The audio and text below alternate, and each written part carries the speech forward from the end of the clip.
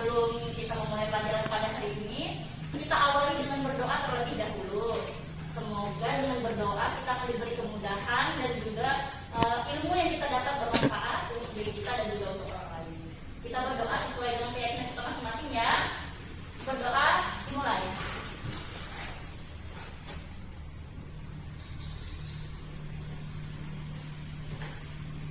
Berdoa selesai. Nah, sambil kakak absen, adik-adik boleh dilihat dulu bawah meja dan kursinya apakah ada sampah, boleh dibuang dulu. Kalau tidak ada, persiapkan dulu alat tulisnya, buku dan pulpennya boleh disiapkan terlebih dahulu. Sambil kakak absen ya. Ada Ilham? Oh, tidak hadir. Daro, A.M. Laga? Hadir. Edian? Hadir. Fauzia? Ada. Ilin? Tidak hadir. Oh, tidak hadir. Natasha? Hadir. Kristina? Tidak. Reina? Deril Febriadi? Roli Rahmat? Hadir. Oke, sebelum kita memulai pelajaran, sedikit ya kita membahas pelajaran yang sudah kakak jelaskan di pertemuan sebelumnya. Ada yang masih ingat materi sebelumnya kita belajar tentang apa? Benar, dinamika penduduk. Ayo, ada yang masih ingat apa itu dinamika penduduk? Ada yang masih ingat? Deril, apa itu dinamika penduduk? Dinamika penduduk adalah perubahan penduduk yang terjadi karena adanya peristiwa kelahiran, kematian, dan migrasi. Nah, benar. Dinamika penduduk adalah peristiwa dinamika penduduk. Dinamika penduduk adalah perubahan penduduk yang terjadi karena adanya kelahiran, kematian, dan juga migrasi. Nah, dinamika penduduk di setiap negara ataupun benua itu berbeda-beda karena banyak faktor. Itu sudah kakak jelaskan ya di pertemuan sebelumnya. Hari ini kita belajar tentang pengaruh perubahan ruang dan interaksi antar ruang di Asia dan benua lainnya. Perubahan ruang dan interaksi antar ruang dapat terjadi dalam berbagai lingkup atau skala. Dalam lingkup yang sempit, perubahan ruang dan interaksi ruang dapat terjadi antara desa dengan kota, dan dalam skala luas dapat terjadi antara negara dan benua. Ada beberapa faktor yang mempengaruhi kenapa sih orang-orang di desa itu pindah ke kota. Nah, faktornya antara lain karena adanya konflik antar desa atau negara atau antar kota, adanya bencana alam, dan juga biasanya yang lebih mempengaruhi itu adalah faktor ekonomi karena terbatasnya lapangan pekerjaan yang ada di desa sehingga menyebabkan orang-orang desa itu pindah ke kota.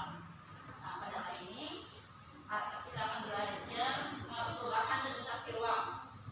Yang pertama kita akan menjelaskan tentang terhadap kehidupan ekonomi.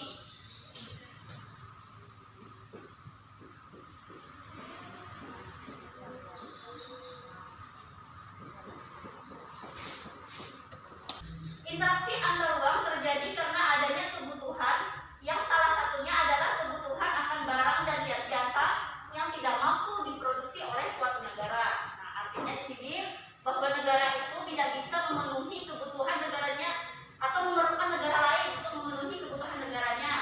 Contohnya seperti apa? Kegiatan ekspor dan impor. Ekspor adalah suatu negara yang mampu memproduksi barang dan jasa yang jumlahnya besar dan kebutuhan di dalam negaranya sudah mencukupi. Artinya negara itu bisa mengirim produknya ke luar negeri. Contohnya di Indonesia, kita memiliki beberapa produk unggulan seperti udang, kopi, minyak kelapa sawit, karet, dan lain sebagainya, sehingga negara kita mengekspor beberapa produk ini ke luar negeri. Contohnya seperti Malaysia, Filipina, Australia. Nah, begitu juga dengan Indonesia tidak bisa memenuhi kebutuhan negaranya dan memerlukan negara lain, yaitu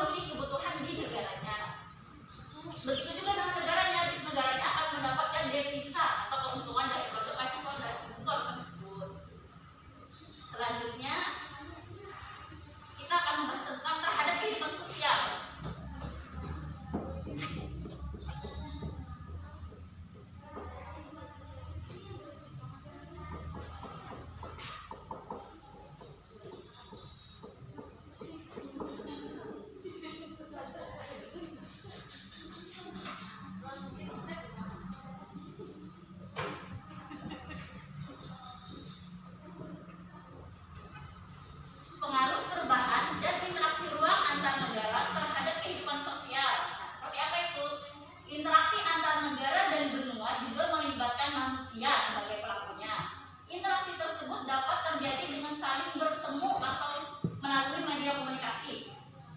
Seperti apa itu maksudnya?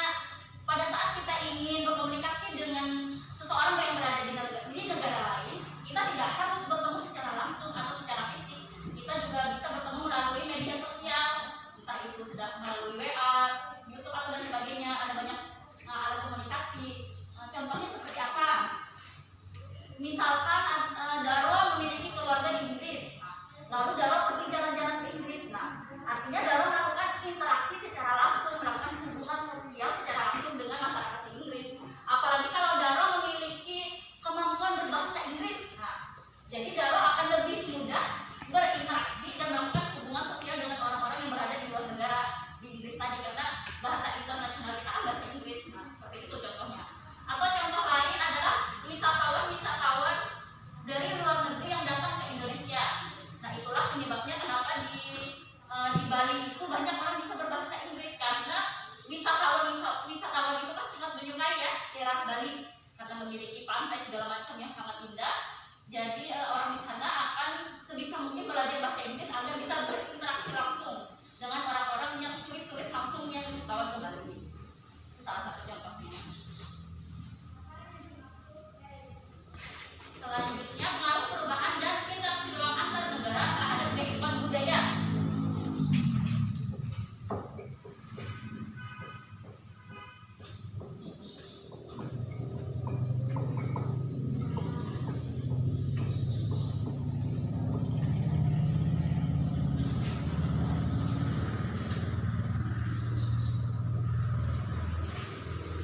Kemajuan teknologi komunikasi sangat mendukung interaksi budaya secara langsung maupun secara tidak langsung. Peristiwa budaya dari suatu masyarakat dengan mudah dapat disaksikan oleh masyarakat di daerah yang berbeda. Budaya tersebut kemudian mempengaruhi budaya masyarakat yang menyaksikan. Nah, maksudnya seperti apa ini? Misalkan Natasha sangat menyukai film-film India. Meskipun Natasha tidak langsung pergi ke India, Natasha kan bisa melihat dari YouTube, dari televisi, dari media sosial. Nah, karena Natasha sangat menggemari film-film Bollywood, Bollywood pada India, Natasha senang memakai gelang-gelang yang apa itu, yang banyak dan berbunyi-bunyi seperti India itu kan. Atau Natasha suka memberikan merah di keningnya misalkan, atau memakai pakaian seperti India, beli di pasar cari-cari seperti apa sih baju-baju sari India.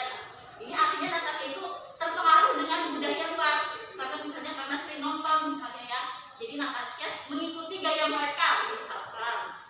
Atau juga misalnya si Daro misalnya sangat menyukai Justin Bieber, lalu Daro setiap mandi kalau mandi selalu nyanyi lagu-lagu Justin Bieber misalkan. Atau menyukai gaya rambutnya, biasanya langsung potong rambut mengikuti gaya rambut Justin Bieber. Nah, seperti itu. Budaya orang lain, budaya negara lain yang kita lihat baik secara langsung maupun tidak langsung bisa mempengaruhi diri kita, bisa mempengaruhi secara langsung. Artinya kita ada rasa ingin mengikuti. Nah, seperti itu. Atau misalnya Fauzia sangat menyukai film-film Korea dan Jepang. Yang tadinya Fauzia makannya pakai sendok, sekarang makannya pakai sipit. Nah, seperti itu. Fauzia mengikuti budaya orang Jepang.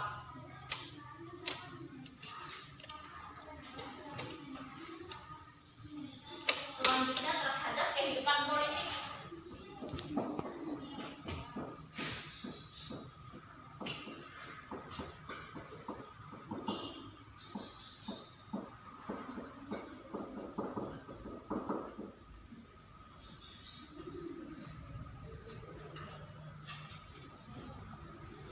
Interaksi antar ruang juga mempengaruhi kehidupan politik suatu negara. Dinamika kehidupan politik suatu negara juga tidak lepas dari interaksi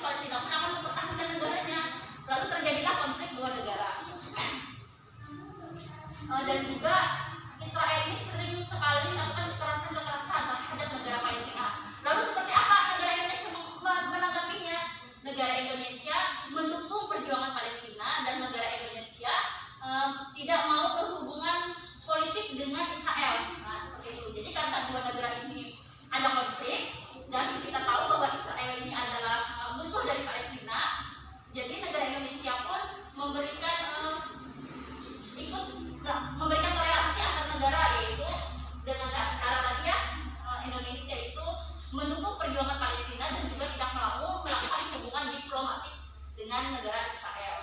Itu pengaruhnya. Selanjutnya terakhir adalah terhadap pendidikan.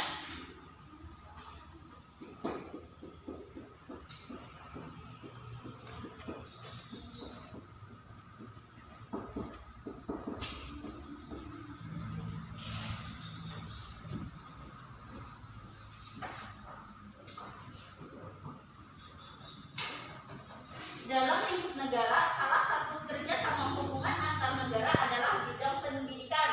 Tujuannya adalah untuk meningkatkan kualitas sumber daya manusia. Nah, maksudnya di sini adalah contohnya seperti misalkan anak-anak kelas 9A1 10 orang pergi ke studi banding ke Amerika misalkan. Nah, di situ kan kalian akan mendapatkan ilmu dan wawasan baru. Seperti apa mereka belajar, apa sumber belajar mereka di sana, seperti apa guru-gurunya, seperti apa siswanya, seperti apa sekolahnya. Nah, kalian akan melihat secara langsung dan juga kalian bisa mengambil sisi-sisi positif yang bisa diterapkan di sini misalkan. Ataupun contoh lain misalnya beasiswa untuk siswa-siswa yang berprestasi bisa bersekolah ke luar negeri. Nah, ini kan artinya negara memberikan pendidikan yang layak untuk siswa-siswa yang tidak mampu dan juga berprestasi untuk sekolah ke luar negeri. Artinya akan meningkatkan sumber daya manusia yang ada di Indonesia. Misalkan Reina mendapatkan beasiswa kedokteran ke Inggris. Nah, karena Reina merupakan siswi yang berprestasi. Nah, pada saat Reina sudah menyelesaikan sekolahnya sebagai di jurusan kedokteran di Inggris, pada saat pulang maka Reina akan sumber daya manusia Indonesia akan meningkat. Karena apa?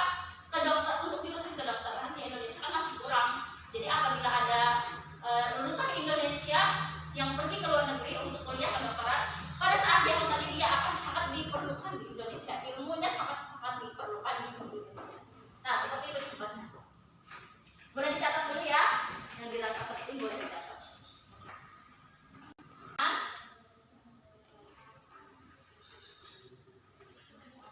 Silakan yang mau bertanya.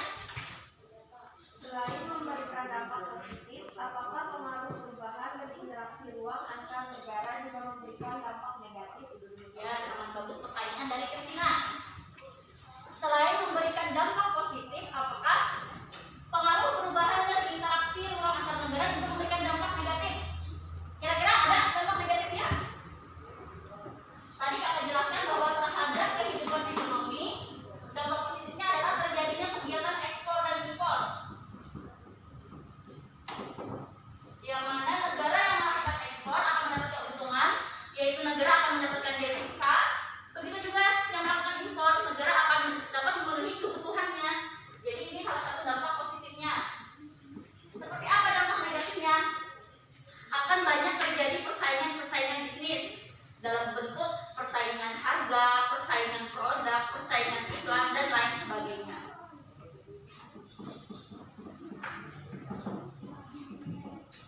Selama persaingan bisnis ini positif, maksudnya tidak menjelekkan produk lain, jadi masalah yang dikhawatirkan adalah suatu produk itu menjual produk yang sama dengan produk negara lain, tapi dia menjatuhkan produk lain. Nah, itu yang tidak boleh, itu yang dikhawatirkan. Selama kita mempunyai, misalkan kakak mempunyai menjual suatu produk, selama kakak hanya memberitahu kualitas produk-produk kakak, itu nggak jadi masalah. Yang masalah adalah pada saat kakak jualan suatu produk, kakak menampilkan kelebihan produk yang kakak jual, tapi kakak juga menjelekkan produk-produk orang lain. Nah, ini yang tidak boleh. Lalu terhadap kehidupan sosial, dampak positifnya tadi kan kita akan lebih mudah berinteraksi dengan negara lain, tidak hanya dengan secara fisik, tidak hanya langsung tatap muka, tapi kita juga bisa secara media sosial. Nah, yang tadinya kita tidak kenal dengan negara lain, kita bisa berkomunikasi dengan negara lain. Ini dampak positifnya.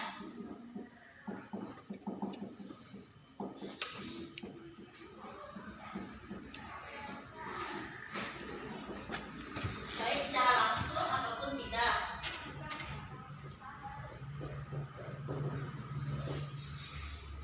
Apakah memberi dampak negatif? Sebetulnya bukan dampak negatif ya, tapi kekhawatiran. Misalkan Dedian pergi ke Belanda, Dedian punya banyak uang dan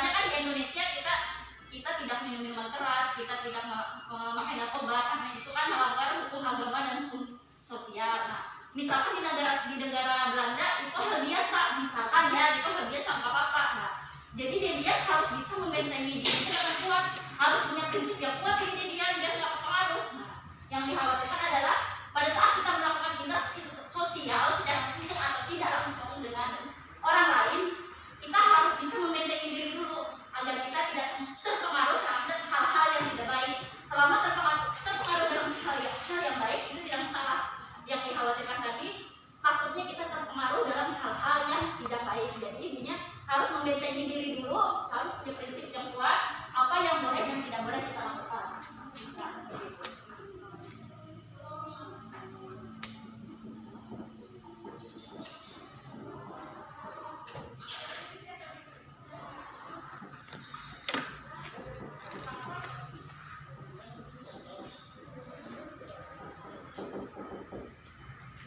Nah, terhadap kehidupan budaya. Apa nilai positifnya? Tadi kan kakak memberi contoh, misalkan saya tadi napas ya, suka film India, selama dalam hal-hal yang bagus, dalam hal-hal yang positif itu tidak masalah. Ataupun misalnya siapapun, misalnya tadi Fauzia suka nonton Korea, selama menonton dalam hal-hal positif, untuk hiburan aja, untuk mengisi waktu luang, misalnya nggak jadi masalah. Yang kita takutkan itu misalkan kakak sangat menyukai film-film Hollywood, misalkan ya, kakak sangat hafal lagu-lagu Hollywood, kakak sangat tahu artis-artis Hollywood, tapi pada saat ditanyakan tentang lagu-lagu kemerdekaan misalkan kakak nggak bisa, misalnya kakak nggak hafal lagu Indonesia Raya, nggak hafal lagu 17 Agustus, nggak ngerti siapa presiden pertama di Indonesia. Nah, takutnya itu pada saat kita menggemari budaya orang lain, jangan sampai kita lupa dengan budaya kita sendiri. Nah, itu dampak, bukan dampak negatif sebenarnya yang ditakutkan apabila terjadi interaksi kehidupan budaya tadi. Contoh lain misalnya Christina menyukai barang-barang luar negeri, menyukai tas-tas bermerek seperti apa, tas Chanel, tas Hermes dan lain sebagainya. Kalau semua orang berpendapat seperti Christina misalkan menyukai barang-barang yang dari luar negeri, takutnya nanti produk dalam negeri tidak laku, perusahaannya jadi gulung tikar ya, bangkrut karena tidak ada peminatnya. Nah, jadi itu yang dikhawatirkan pada saat kita menyukai budaya orang lain, jangan sampai kita lupa akan budaya itu sendiri.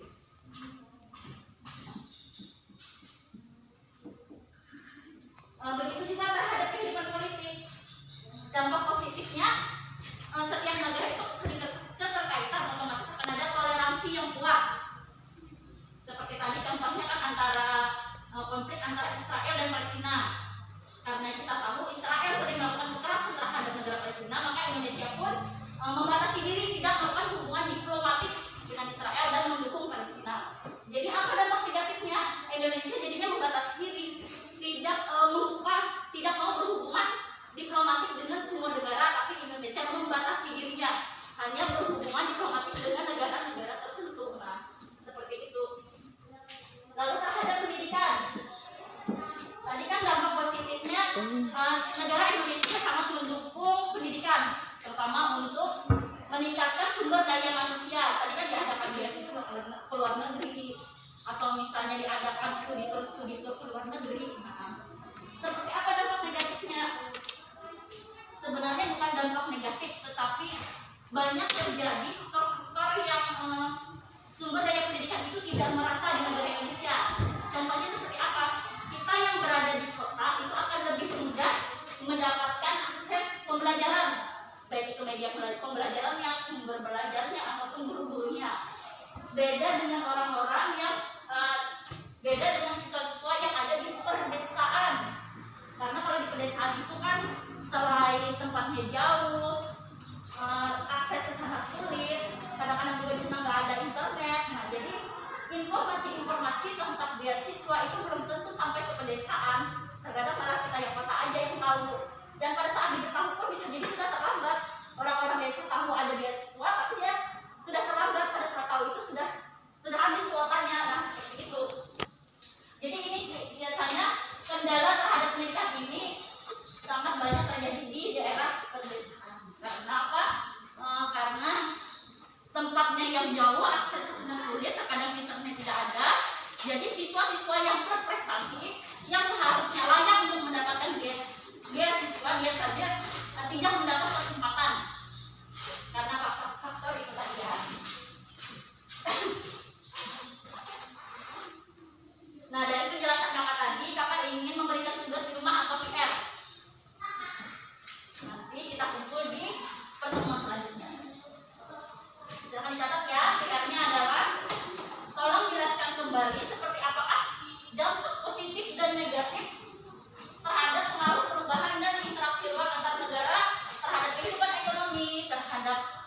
kehidupan sosial, kehidupan budaya, kehidupan politik, dan terhadap pendidikan. Itu ya PR-nya ya.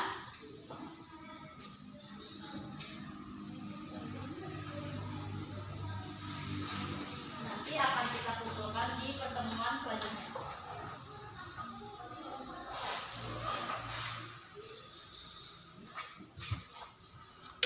Nah, itu tadi adik-adik penjelasan dari kakak. Terima kasih banyak karena adik-adik sudah memperhatikan, dan kakak juga mohon maaf apabila dalam menyampaikan penjelasan tadi ada yang menyinggung adik-adik atau ada yang kurang berkenan di hati adik-adik. Karena sebagai manusia biasa, kakak pun tidak salah dalam tidak pernah lepas dari berbuat kesalahan dan dosa. Sebelum kakak akhiri, kakak mengingatkan kembali untuk selalu pakai masker, menjaga jarak, dan juga makan makanan yang sehat, istirahat yang cukup, dan juga jangan lupa untuk beribadah dan berdoa. Semoga virus COVID-19 ini segera berakhir dan kita semua dapat menjalankan aktivitas seperti dulu lagi. Oke adik-adik, demikian dari kakak. Kita berjumpa di pertemuan selanjutnya. Assalamualaikum warahmatullahi wabarakatuh. Waalaikumsalam warahmatullahi wabarakatuh.